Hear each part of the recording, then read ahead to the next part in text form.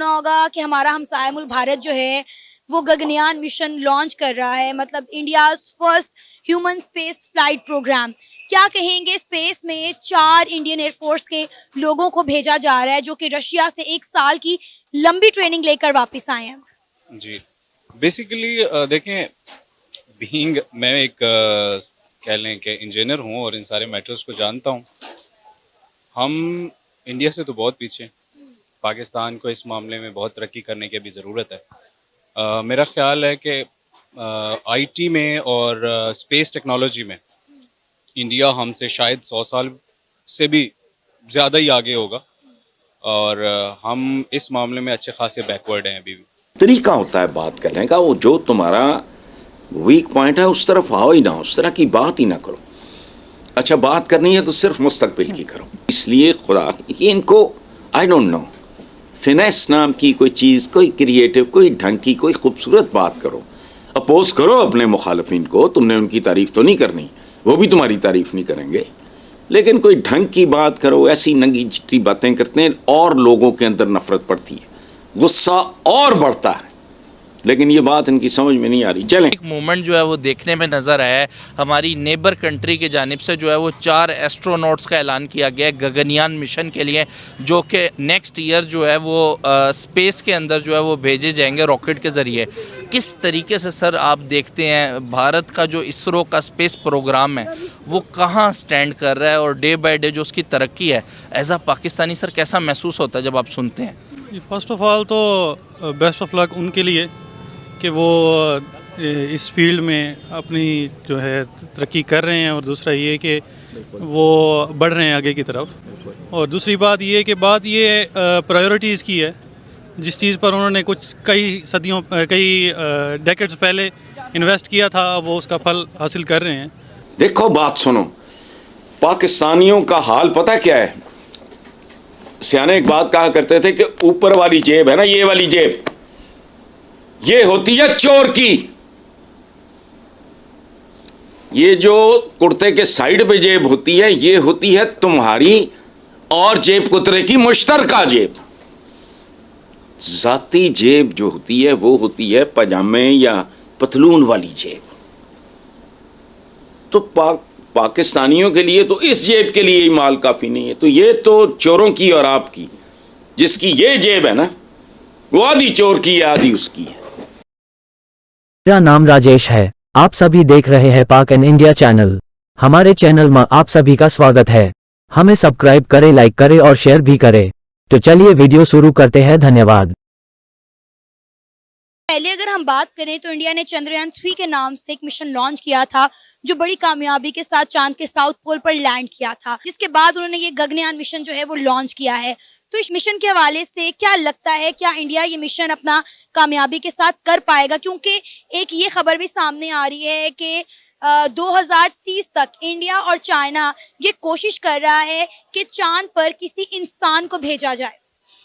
जी, ये उनकी बड़ी अच्छी एफर्ट है। देखें, उससे पहले काफ़ी र्यूमर्स भी रहे कि शायद जो चंद्रयान 3 था वो डार्क पोल्स पे गया या ऑपोजिट साइड पे कह लें कि चला गया, लेकिन दे आर मेकिंग एफर्ट्स। तो मेरे ख्याल में उनकी ये एफर्ट्स ही अप्रिशिएटेबल है और वो भी उन्होंने मेरे ख्याल में सक्सेसफुली उन्होंने लॉन्च किया था, तो ये भी वो सक्सेसफुल कर लेंगे क्योंकि उनकी आईटी और स्पेस टेक्नोलॉजी बहुत अच्छी है और वो compete करें वर्ल्ड वाइड। तो मेरा ख्याल है ये भी उनके लिए कोई ज़्यादा मसाइल नहीं होंगे, वो इसमें भी कामयाब हो जाएं। सर लेकिन देखें, 4 लोगों को स्पेस में भेजना, उन्होंने वहां रहना है, स्टडी करना है, वापस आना है, ये कोई आसान मिशन नहीं होगा। आपको लगता है इंडिया इसको आसानी के साथ कर पाएगा? देखें, डेफिनेटली एक मिशन जा रहा है, 4 लोग जा रहे हैं और इस पे इतना इकोनॉमी और इतना फाइनेंस एक्सपेंस आ रहा है और 2 लोगों की लाइफ है और बड़े प्रीशियस लोग हैं उनके, साइंटिस्ट लोग हैं उनके, और एयरफोर्स के पायलट्स भी उसमें शामिल हैं, आई थिंक सो। तो मेरा नहीं ख्याल कि वो विदाउट फिजिबिलिटी और विदाउट कैलकुलेशंस के बगैर वो भेज रहे होंगे। डेफिनेटली डेफिनेटली वो अपने 4 लोगों की जान को इस तरह रिस्क में नहीं डालेंगे, क्योंकि अगर हम बात करें इंडिया की, तो इंडिया कभी भी अपने लोगों को तनहे तनहा किसी मुश्किल में नहीं छोड़ता। हमने भी पिछले दिनों देखा कि इंडिया के प्राइम मिनिस्टर नरेंद्र मोदी ने कतर से जो है अपने एक्स नेवी के जो 8 ऑफिसर्स थे उनको रिहा करवाया, हालांकि उन्हें सजाए मौत सुना दी गई थी। फिर दुबई में 18 साल से कोई 5 इंडियंस जो थे वो कैद में थे, दुबई के विजिट के बाद उन्हें भी रिहा कर दिया गया। तो डेफिनेटली इंडिया की सरकार जो है वो ऐसा रिस्क नहीं लेगी जिससे 4 लोगों की जान खतरे में पड़े। बिल्कुल, और इसमें मैं समझता हूँ मोदी साहब की अच्छी एफर्ट्स हैं और वो बड़े कंसर्न हैं और बड़े प्रोग्रेसिव हैं। दो कि एक एलिमेंट आप जो नेशनलिस्ट होने का एलिमेंट है वो सेपरेट रखें, तो मोदी साहब बहुत अच्छा काम कर रहे हैं। मेरा ख्याल में हमारी गवर्नमेंट्स को भी उसी तर्ज पे काम करना चाहिए, उसी तर्ज पे लोगों को मोटिवेट करना चाहिए। आईटी सेक्टर के अंदर, स्पेस टेक्नोलॉजी में, इवन ऑटोमोबाइल्स में अगर आप देखें तो इंडिया जो है वो इस time one of the largest, if I am not wrong, second है वो ऑटोमोबाइल्स इंडस्ट्री के अंदर। कुछ अर्सा पहले हमारी स्पार्को भी इस लेवल पर थी पड़ी, जब लेट 60s 70s में बेसिकली 70s 80s में, लेकिन उसके बाद हमारी प्रायोरिटी शायद वो नहीं रही, साइंस और टेक्नोलॉजी हमारी प्रायोरिटी नहीं रही, तो उस वजह से हम लैग करते हैं। उनके आगे बढ़ने में एक वजह ये भी है कि क्योंकि जो उनके स्टूडेंट्स थे उनका नासा के अंदर इंटर्नशिप्स करना और उसके बाद वहाँ जॉब करना, अब नासा में भी देख लें उनका काउंट बहुत ज़्यादा है इंडियंस का। 40% कहा यह जाता है कि साइंटिस्ट जो है वो इंडियंस नासा में काम करते हैं। जी बिल्कुल, और वो काफ़ी अर्सा पहले वो स्टार्ट हुआ, तो वो उसके बाद वो साफ ज़ाहिर है वो फिर उन्होंने पे बैक भी किया अपनी कंट्री के लिए। उन्होंने सोचा कि अगर कंट्री की तरफ से आपको प्रॉपर आपको इन्वायरमेंट दिया जाए, आपको प्लेटफॉर्म दिया जाए, तो फिर जो आपकी क्रीम है वो भी चाहती है कि हम पे बैक करें। सर मैं बाकायदा पढ़ रहा था इस हवाले से कि जो हमारा सुपार्को इदारा है वो इसरो से पहले भी जो है वो बनाया गया है पाकिस्तान के अंदर। इसरो की जो फाउंड किया गया वो बाद में मतलब जो है उसको बनाया गया है, लेकिन अगर मैं सैटेलाइट लॉन्च की अगर आपसे बात करूं तो अब तक जो है वो इसरो जो इंडियन स्पेस रिसर्च ऑर्गेनाइजेशन है वो 400 के करीब सैटेलाइट जो है वो भेज चुकी है। और अनफॉर्चुनेटली अगर मैं अपने मुल्क की बात करूँ तो हमने एक भेजा है, वो भी with the help of China.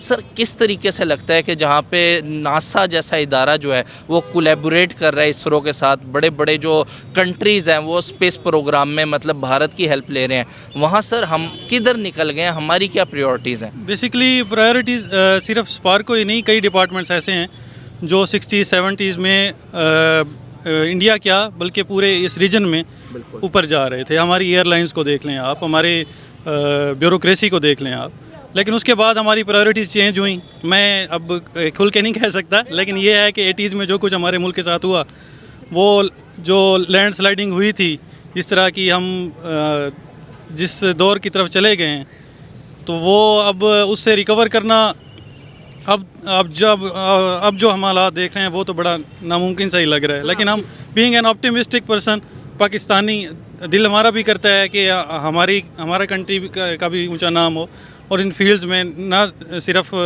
Space programme में, दूसरे फील्ड्स में भी हम ऊपर जाएं। और हमारे अंदर पोटेंशियल मौजूद है।